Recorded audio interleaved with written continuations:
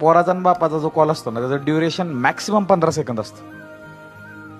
Maximum. मी आत्ता माझा phone दाखवू शकतो तुम्हाला. Maximum 15 second. हॅलो हॅलो, कुठे रे? बाहेर. घरी कसं जाणार आहे?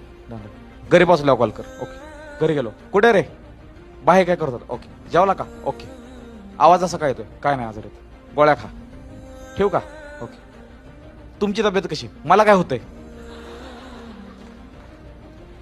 हे असं जे अब्रप्टली बोलतात ना, वडील कधीही वितळत नाही पोरापुढं. कारण त्यांना माहित असतं आपल्या वडिलाची ती बाजू वडिलांनी आपल्याला कधीच दाखवलं नाही की मी नर्वस आहे, मी हताश झालोय किंवा मी इमोशनल झालोय. कारण त्यांना माहित असतं त्यांना जर आपण तसं बघितलं तर मग आपण पण तसे होणार, आपण टेन्शन घेणार. पण वडिलांची ती बाजू त्यांच्या बायकोनं म्हणजे आपल्या आईनं बघितलेली असते. म्हणून मला वाटतं आपल्या घरातली सगळ्यात स्ट्रॉंग व्यक्ती आई असते.